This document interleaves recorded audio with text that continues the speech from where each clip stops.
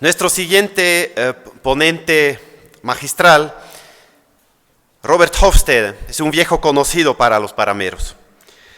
Desde que realizó sus investigaciones de doctorado en el páramo del Parque Nacional Los Nevados en Colombia, se ha quedado enamorado de los páramos.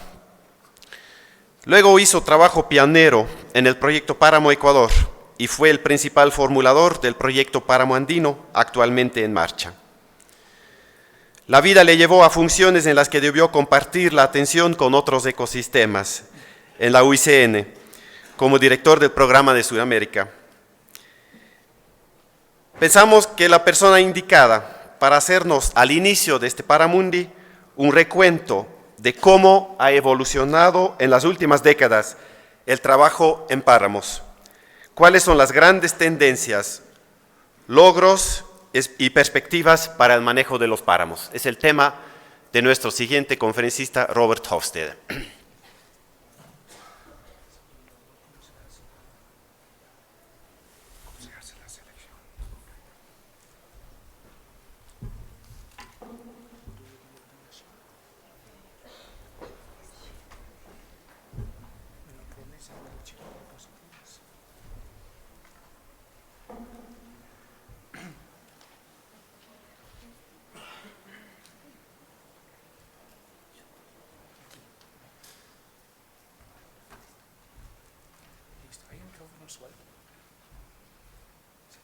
Creo que no.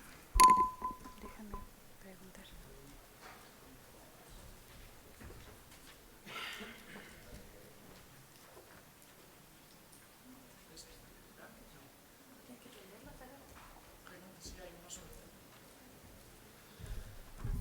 Buenos días con todos y todas. ¿Este da? No. Siempre tengo problemas de mantenerme quieto cuando hablamos del páramo, por eso estoy pidiendo un micrófono suelto para que no me van a ver así congelando por el frío. Además, no creo que el páramo es frío, el páramo es uno de los ecosistemas más calientes que tenemos. Muchas gracias, Ber, por esta introducción. Creo que me estabas poniendo muchas flores de páramo, mucho paja, también puede ser. Tengo el honor de poner las cosas un poco sobre la mesa.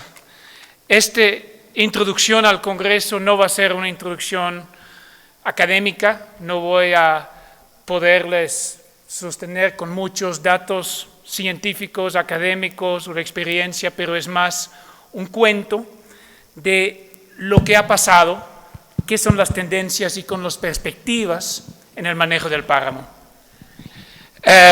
Eso es el mejor. El páramo, como sabemos, se caracteriza por su gran diversidad biológica.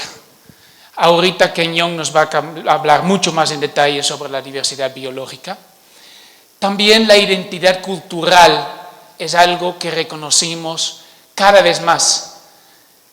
Digo, reconocimos como gente que a veces llegamos al páramo desde afuera, porque por supuesto la gente que nació en el páramo, que nació en esta generación y que nació hace 500 años y que nació hace 5.000 años cerca de los páramos, ya tiene esta relación clara de la identidad cultural con el páramo.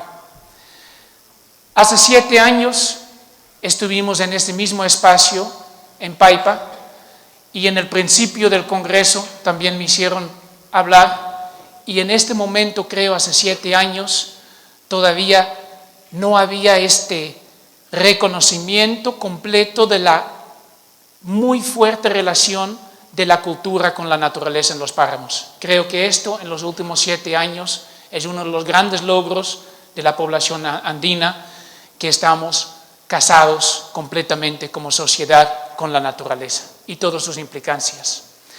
Y el gran tema relacionado a los páramos siempre identificados son los servicios ecosistémicos. Ya hemos escuchado el tema del agua, pero no olvidemos de un montón de otros servicios, servicios de provisión, servicios de la biodiversidad misma, el paisaje y el servicio cultural, ecoturismo, turismo mismo y el mismo hecho de que nosotros, como población andina, tenemos el páramo allá. Este hecho de simplemente estar el páramo es muy importante para la vida diaria de todo el mundo aquí. Un poco la historia y la ocupación de los páramos. Esta imagen les muestra como una especie de visión que en la historia a veces la relación con la naturaleza era un poco diferente, ¿no? Pero también como la naturaleza estaba un poco más abundante y de pronto en algunos grupos vistas como una amenaza más que una ayuda.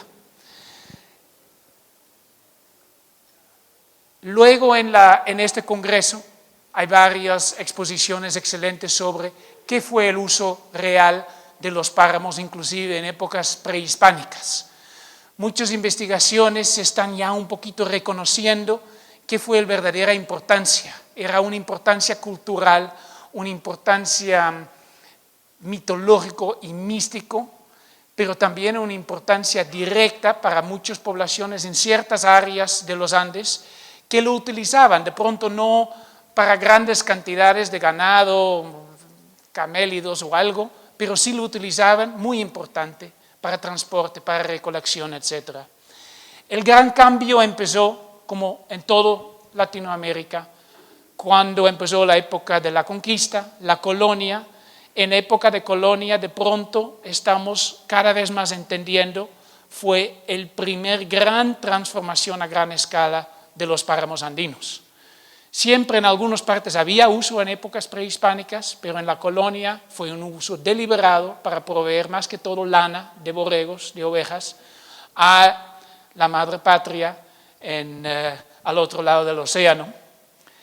Esto, una ruptura que se empieza a entender con la tendencia de la colonia, con la tendencia de la república, o sea, después de las fuerzas independizantes, había una especie de cambio de uso en la tierra que estamos entendiendo recién, en el sentido de que de un lado eran los obrajes españoles, muchos de la curia, de los monasterios, etcétera, a las haciendas privadas.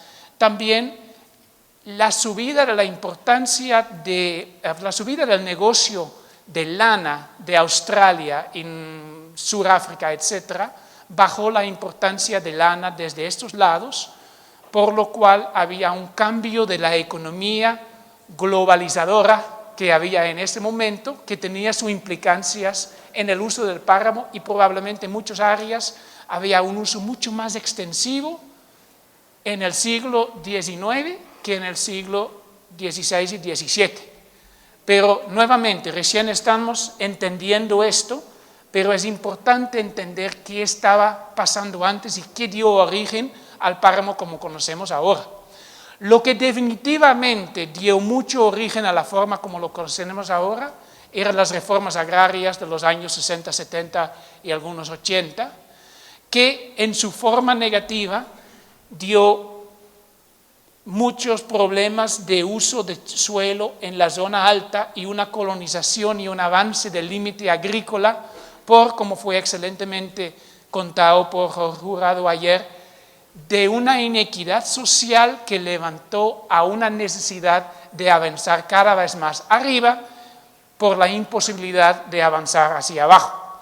Eso es la tendencia reciente en muchas áreas y lastimosamente en muchas partes de los páramos conocemos el páramo ya así transformado en partes agrícolas que dan, y eso sí tenemos que considerar continuamente, dan en muchas áreas una vida digna a las personas, una vida próspera a las personas que viven de allá, pero tampoco es una tierra de grandes oportunidades cuando el paisaje es de esta forma. Entonces ese balance nos ha puesto a que estuvimos entre mucha gente durante muchos años preocupados de esto. Los pioneros en ese tema, los exploradores y científicos. Esta foto, para muchos ya lo conocen, otros de pronto son caras no tan conocidas, pero eran caras muy importantes para el conocimiento del páramo.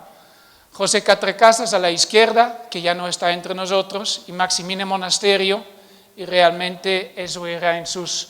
No sabemos exactamente la fecha de esta foto, Además, nadie sabe exactamente la edad de Maximina, pero yo creo que es de las personas, Maximina, y también menciona a Thomas van der Hamen, que deben estar sentados en estos 2 sillas aquí adelante, y yo estoy seguro que aquí están con nosotros, y yo creo que todos nosotros les damos nuestro corazón a ellos.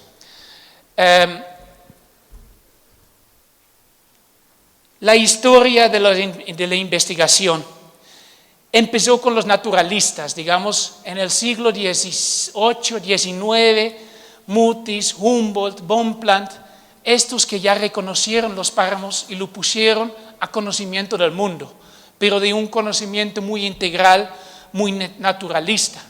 Con la generación de estas personas, digamos desde la mitad del siglo pasado, empezó la ciencia descriptiva muy nítida y que dio muchísimo escuela. En el principio muchos eran europeos, pero yo creo que en esta escuela muchos de los estudiantes de estos países también se involucraron de alguna manera en la vida de la ciencia descriptiva de los páramos, conociendo los páramos, describiéndolos, hacer muchas publicaciones de su diversidad. Había una cierta diferencia, había un poco más de investigación académica desde Venezuela, Colombia publicó mucho, pero más que todo en los años 80, 90, Ecuador y Perú no quedaron atrás, y afortunadamente varios de estos pioneros o segundos pioneros están aquí en la sala y estamos muy felices de escuchar sus experiencias y conocimiento en los próximos días. La ciencia analítica y las ciencias sociales sobre el páramo, reconociendo ya la urgencia de llegar con una base científica para su manejo, para su protección, empezó más o menos en los años 80 del siglo pasado. Digo un poquito arbitrario, ¿no? Porque siempre habían ciencias sociales también. Michael Dolmatov, que escribió todo lo de la antropología de la Sierra Nevada de Santa Marta. Pero realmente entender la cultura, la interacción del ser humano con la naturaleza, qué pasaba con el impacto humano sobre los páramos, es un poco más reciente y nos llevó a la próxima fase, que era ya poder aplicar a esta ciencia a la realidad, que es uno de los objetivos de este simposio aquí, este congreso, donde estamos viendo cómo hacemos uso de este conocimiento, de esta experiencia, de estos datos, para poderlos poner en la práctica. Eso es una pequeña colección ya de libros y todas las publicaciones que se han publicado en páramos en las últimas décadas. Hay mucho, eso es mi biblioteca personal, solamente faltan unos libros que tiene Pancho, pero por el resto está bastante completo y es mucho que se ha publicado y afortunadamente es una línea creciente y eso ayuda mucho. Y lo que es muy importante es que muchas universidades de provincia, de los capitales, de universidades más prácticas, de diferentes facultades, ya no solamente los biólogos, pero también los antropólogos, los agrónomos, forestales, están con la mirada en el páramo y publicando. Todo esto dicho, ¿qué vale en comparación de una persona que nació en Nariño y que vivió toda su vida en el páramo? De pronto esta persona tiene más conocimiento y experiencia en su cabeza que en todos los libros que hay atrás. Y este es el desafío continuo de los que estamos trabajando para la gestión, para el buen manejo, cómo combinar, cómo complementar o cómo validar el conocimiento de esta señora con todo el conocimiento que está detrás. Y de estas señoras multiplíquese por 500,000 personas o 1,000,000 de personas en el páramo. Un poco de la historia de gestión y manejo. ¿Cómo fue la tendencia que en los países andinos trabajemos en los páramos? Nuevamente, hay una tendencia histórica, pero en diferentes lugares habían cosas a la vez. Yo creo que en el principio había mucho la visión, cuando conocimos y reconocimos la importancia de los páramos, que se empezó, listo, ahora en los años 60-70, 70-80, con la declaración de las grandes áreas protegidas, deben estar incluidos los páramos. El de arriba, que es mi cuna paramera personal, el Parque de los Nevados en Colombia, prácticamente la mayoría queda en páramos y está muy protegida y cubierta con muy buenas historias de manejo en el tiempo. La protección en cierto momento se dio a la vez el tema del manejo productivo de las áreas no protegidas. Habían un montón de áreas donde en los años 70, 80, con los primeros indicios de necesitamos tener una visión de desarrollo para la gente rural, para la gente pobre, en las áreas que han sido olvidados y marginalizados. Bajo este concepto, muy bien intencionado en este momento, empezó un montón de proyectos productivos en los páramos. Las áreas protegidas ya estaban, entonces allá afuera pusimos pinos, pusimos borregos, pusimos papas, etcétera, con un paquete tecnológico productiva, herencia de la Revolución Verde.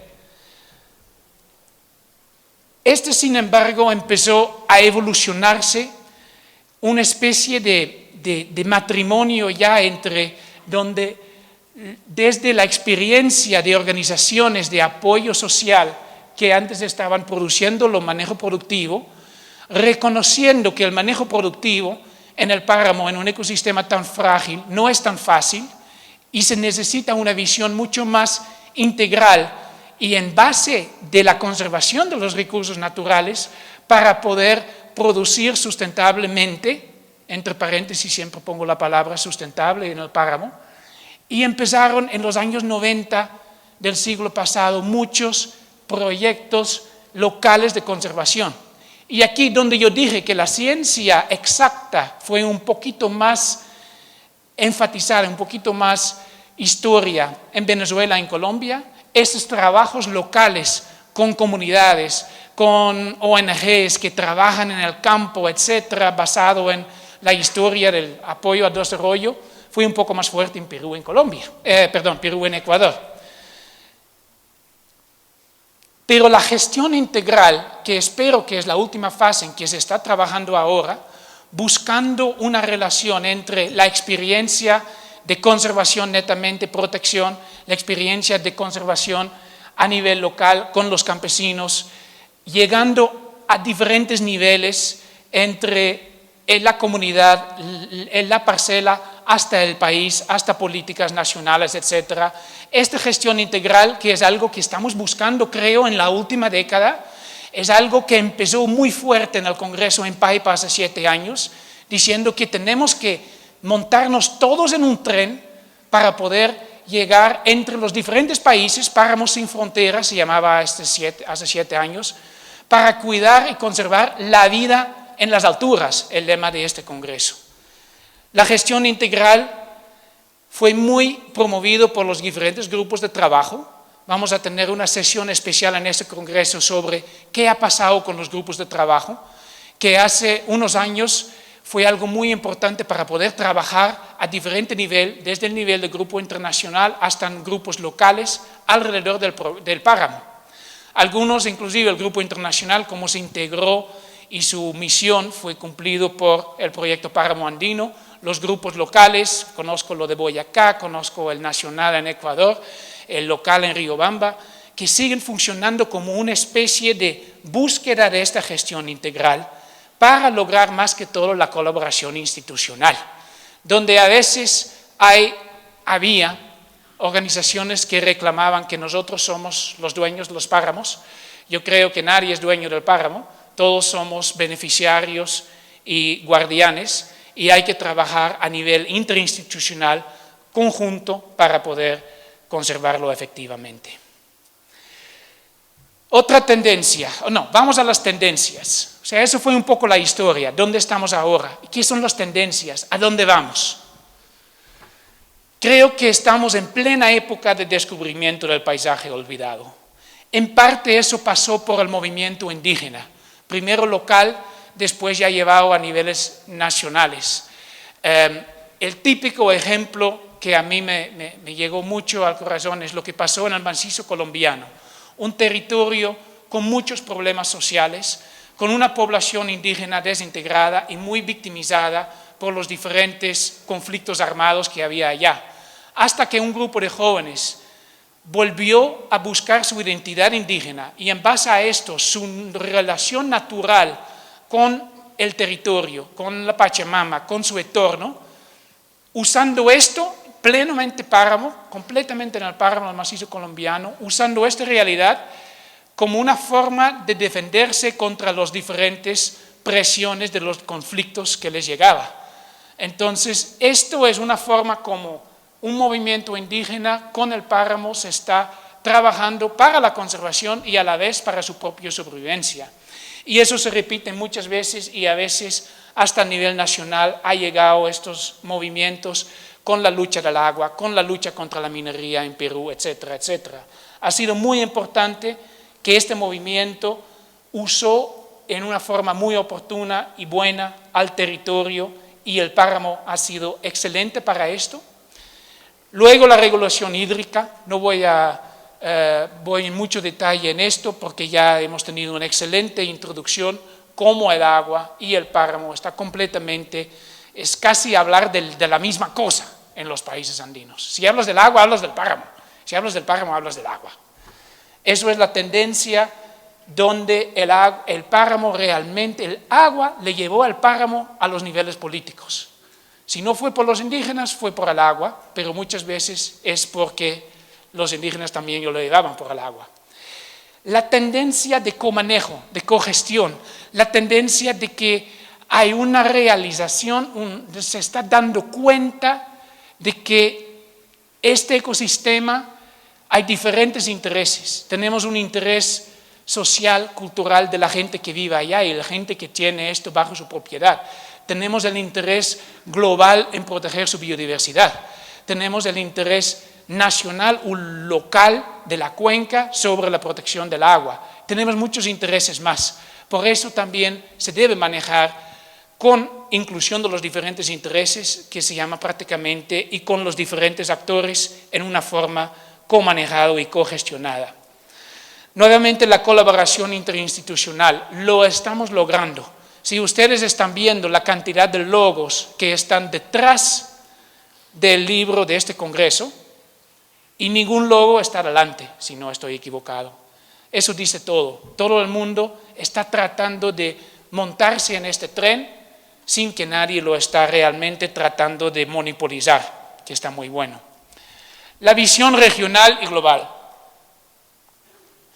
Ya en los Andes, este es un espacio andino. Estamos en Loja y estamos muy agradecidos y creo que está un lugar excelente de tener este congreso, pero estamos hablando de los Andes.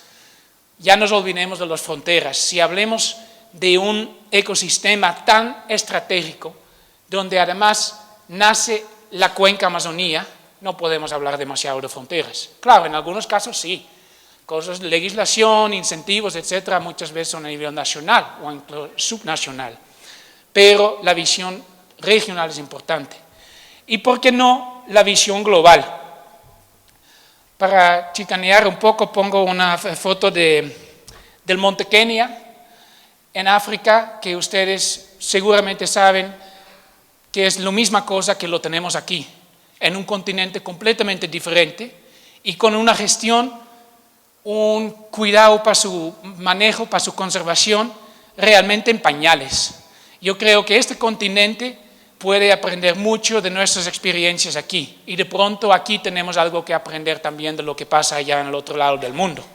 Esta colaboración sur-sur podemos intentar establecer para que el próximo congreso sería realmente mundial.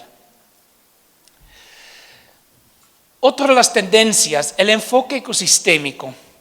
Yo creo que el enfoque ecosistémico es algo que ya es un compromiso de los países de hacer esto, un compromiso internacional de trabajar en nuestro ambiente con un enfoque ecosistémico. En un evento que tuvimos en Villa de Leyva hace un año, que fue de la Comisión Mundial del Manejo Ecosistémico, se consideró que los ecosistemas andinos son casi ejemplos de libro de texto sobre la aplicación del enfoque ecosistémico. Porque el enfoque ecosistémico te ayuda a combinar los diferentes intereses y los diferentes objetivos que ya mencioné. Lo clave es que reconoce la dinámica de los ecosistemas y promueve un manejo adaptativo como elemento importantísimo en la gestión, opuesto a solamente planificar o evaluación después. No, es una planificación y aprendizaje continuo. Reconoce el ser humano como elemento integral del ecosistema y por ende busca un manejo basado en un consenso social. Y lo que es muy importante también, promueva la gestión descentralizada.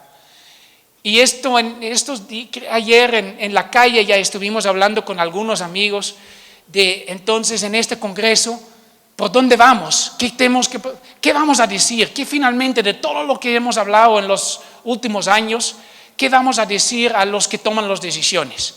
Así, a calzón quitado, como dicen aquí. Ahora hablamos. ¿Qué vamos a decir? ¿Qué podemos realmente hacer para lograr que la gente vive bien en los páramos y que tenemos suficiente agua?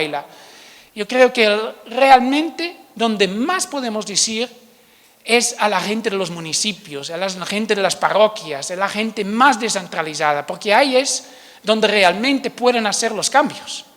Y el enfoque ecosistémico reconoce esto, de que estos cambios tienen que venir desde abajo y de pronto a nivel nacional poner el marco, hacer posible que estos cambios se den dentro de un marco general. Yo creo que esta tendencia es algo que realmente nos puede en estos días buscar un público meta muy bien ubicada, reconociendo esta gestión descentralizada. Bueno, la última parte de la charla, vamos a las perspectivas. ¿Qué son los grandes retos que tenemos ahora? Yo creo donde antes estuvimos analizando, estudiando, trabajando mucho el tema de agricultura en páramo, el tema de la ganadería. Yo creo que el mundo se está dando cuenta que hay nuevas amenazas, que hay nuevos problemas, y uno de los grandes temas es el tema de la minería. Normalmente pintada desde más que todos los que estamos con las manos y los pies en el ambiente, en el ecosistema, como una gran amenaza. Y definitivamente si vemos Yanacocha en Perú, en Google Earth, la vista desde arriba parece de estas naranjas que venden en la costa que quitan toda la cáscara y que no queda nada sino una cosa insípida, y la vista directa es así. Pero yo me atrevo a decir que en este congreso vamos a ver también otros lados de la medalla. Seguramente la minería también trae algunas posibilidades. ¿Cómo? No sé. Es una cosa y va a ser, espero, uno de los grandes debates de cómo en un país se debe manejar este tema de una forma que evita su amenaza a los páramos y aprovecha ciertas oportunidades que existen. La misma cuenta con infraestructura. Infraestructura no como una carretera, pero infraestructura en esta cosa. El IRSA, que es la iniciativa de integración de infraestructura regional en Sudamérica, va a cambiar completamente la geografía de este continente. Va a ser el objetivo principal, es un objetivo de desarrollo económico para buscar las últimas fronteras del desarrollo, el piedemonte amazónico, para que sea rentable de hacer actividades agroindustriales y otras actividades comerciales allá, mediante la construcción de hidrovías y carreteras que van al Pacífico en nuestra parte del mundo. Todos estos cruzan los páramos. ¿Qué significa eso a nivel local? ¿Qué significa que de repente estás parte de una carretera que pasa de aquí y que conecta con Manaus? ¿Qué significa esto? Nadie realmente ha entendido, se ha atrevido. Sí podemos saber qué es el impacto de la carretera, pero ¿qué es este impacto de esa carretera si esta carretera se va directamente a la Amazonía y directamente a la costa? Eso es algo que tenemos que abordar de una forma muchísimo más de gran escala, de escalas geográficas grandes, de ver qué significa eso para la economía regional. Y el otro nueva amenaza, y todo es entre paréntesis porque no son tan nuevas, es por supuesto el conflicto, los conflictos armados, los conflictos sociales, es un poco difícil abordar el tema.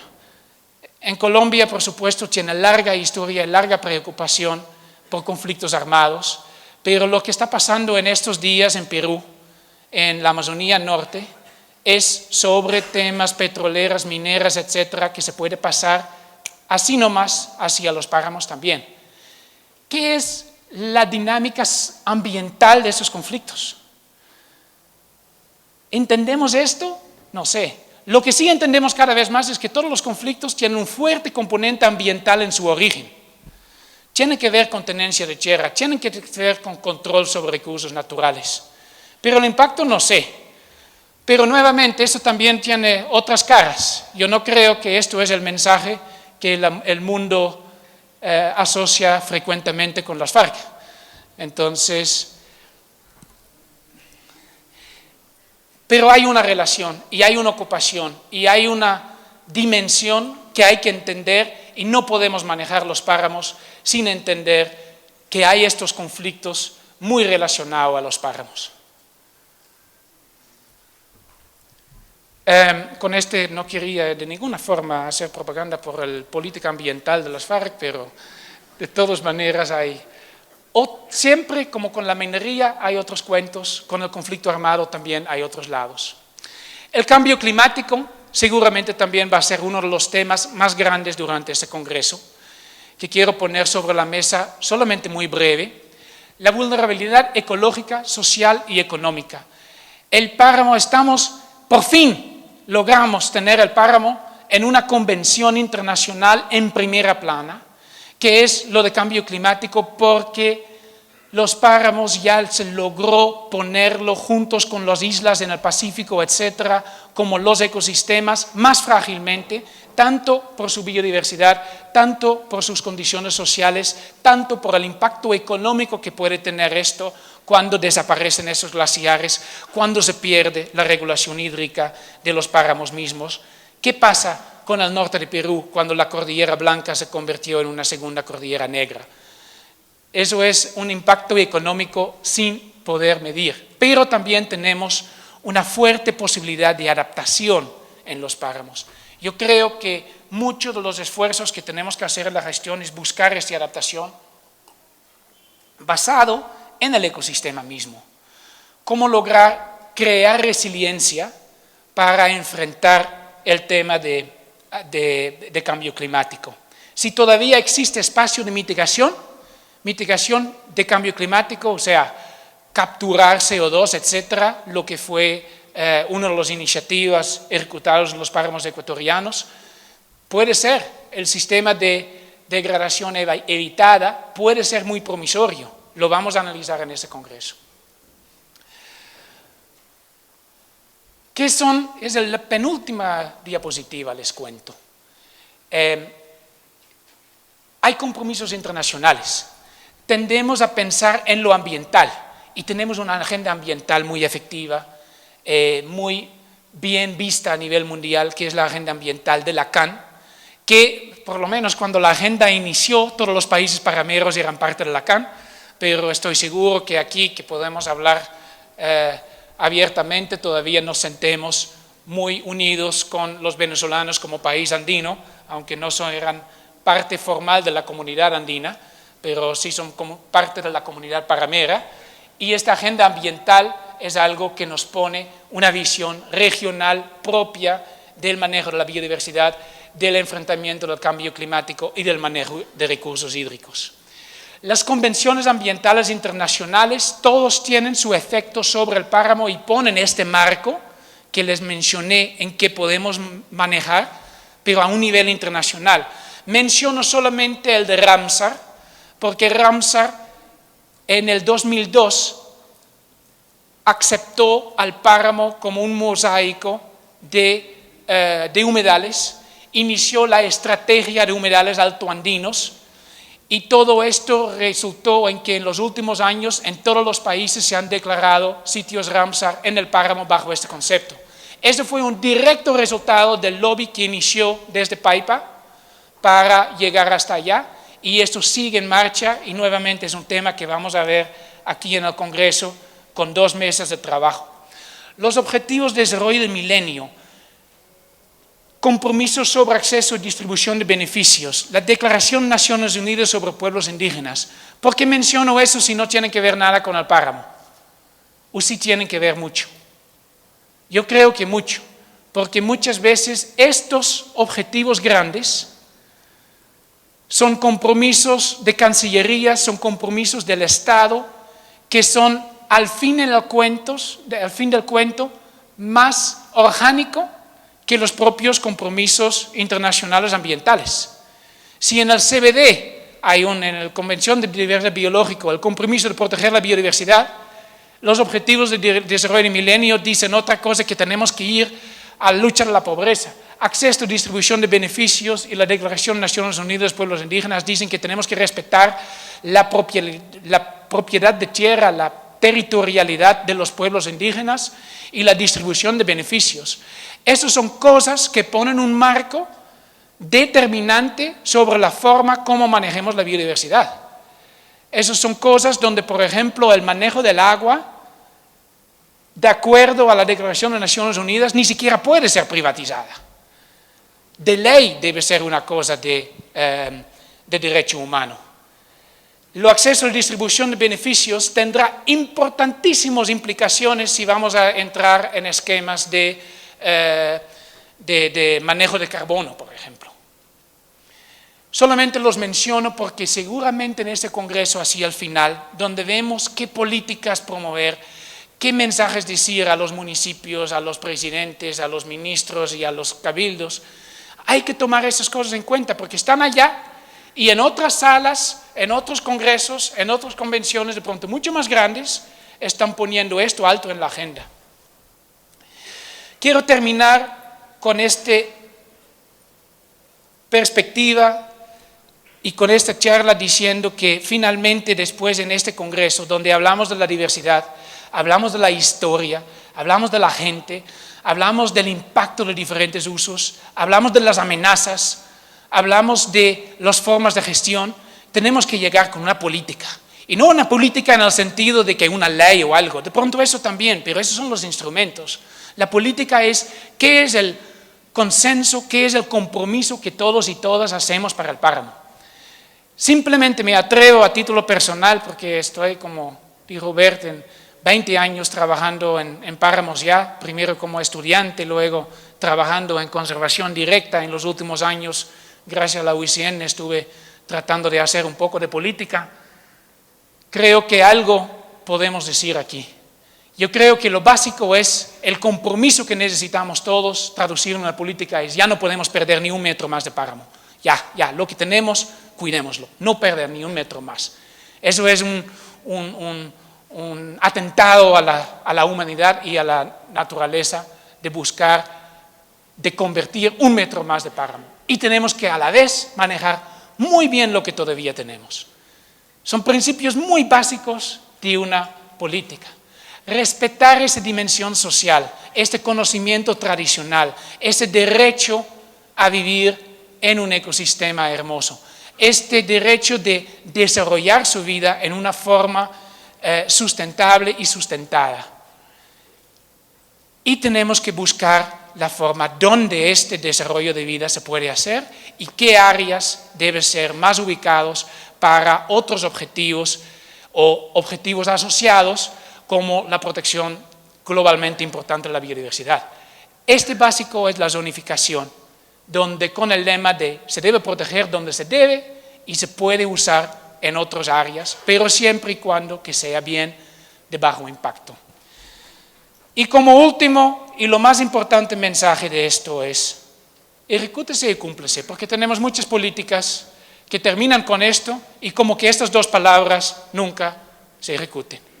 Entonces, yo creo que con esto he demostrado que hablar paja es hablar de páramo y que es algo muy valioso. Entonces, les deseo que todos tiremos muchas flores, que hablemos mucha paja.